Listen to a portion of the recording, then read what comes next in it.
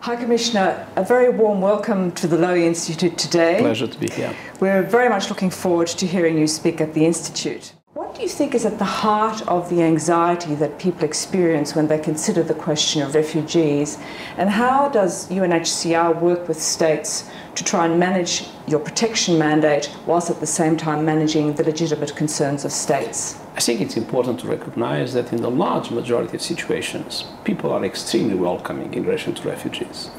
Last year we had a number of dramatic crises in Côte d'Ivoire, in Libya, in Syria, in Yemen, in Somalia, and all the neighboring countries kept their borders open and received hundreds of thousands, 800,000 in total, refugees, granting them protection and the minimum of assistance that they could offer. I remember a village in Nimba County in Liberia where the people were sharing the seeds, the rice seeds of the next harvest with the refugees that were coming from Côte d'Ivoire. So indeed, the large majority of the people in the world has been extremely welcoming, and Australia has a large tradition of resettlement of refugees. 750,000 refugees have come to Australia since the Second World War.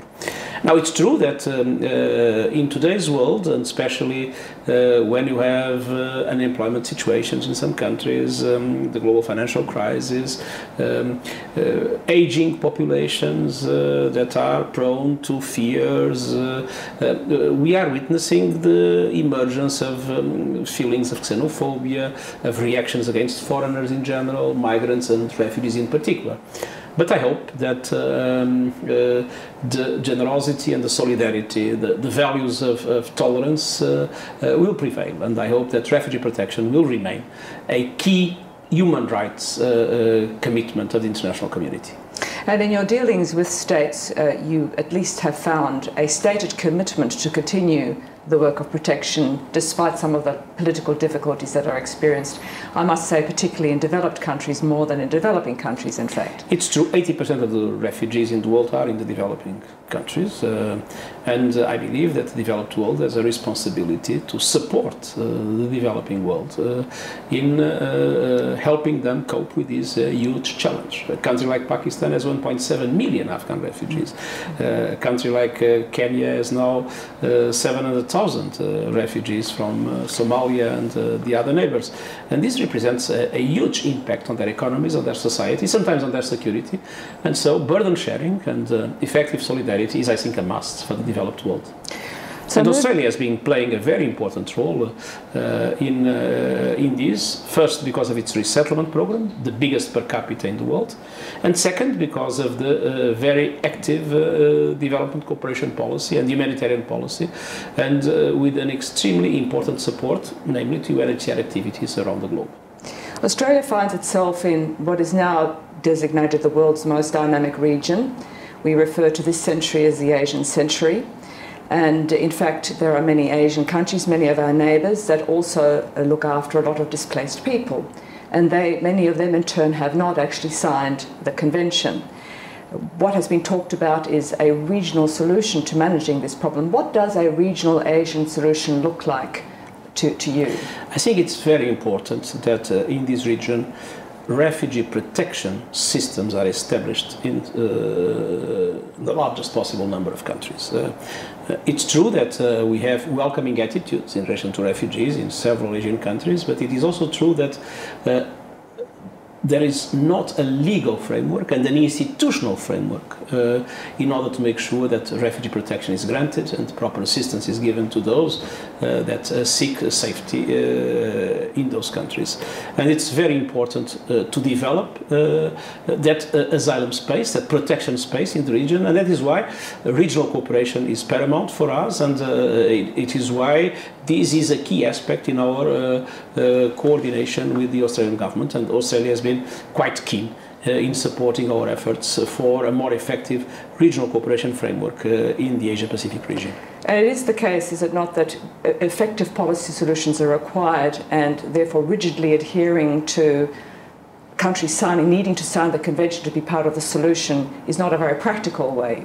What you're interested in is finding a practical solution that offers protection without necessarily the legal pre-requirement of ratifying the convention. But I think the two things are important in the sense that, first of all, the most important is to have protection, assistance and solutions, and obviously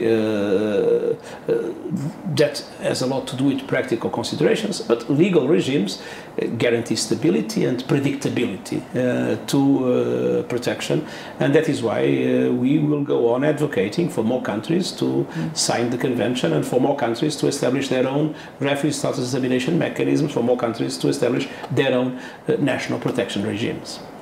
Well, finally then, on the question of the regime itself, there are many causes for displacement now that were not foreshadowed in the 51 Convention, and the prospect of renegotiating it, I think, is something that offers more risks than it might solutions. So would you like to just spell out for us what are some of the mega trends that cause displacement, that are causing displacement now and in the future, and how will UNHCR seek to deal with these and strategically plan for them with member states and other states outside the regime?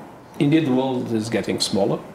Today, for the first time, we have physical limitations to economic growth, and the mega trends you mentioned, population growth, urbanization, climate change, water scarcity, food insecurity, they are becoming more and more interlinked. Sometimes they trigger conflicts, and they also are causing displacement, forcing people to move because they no longer can sustain life in some areas of the world.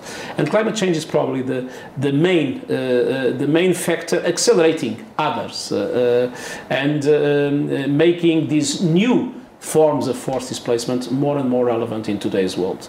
Now, for those that flee conflict or persecution, we have a legal framework, the 51 Convention. For those that flee natural disaster or that flee a situation in which drought, for instance, makes agriculture impossible and life not being able to be sustained in some areas, there is no legal regime.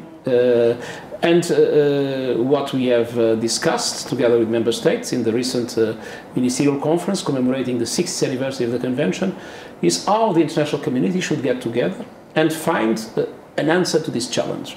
How can the protection gaps that exist today with these new forms of forced displacement be addressed in a cooperative framework by countries, and UNHCR is ready to cooperate with countries in this regard, even if we have no legal mandate in relation to those situations.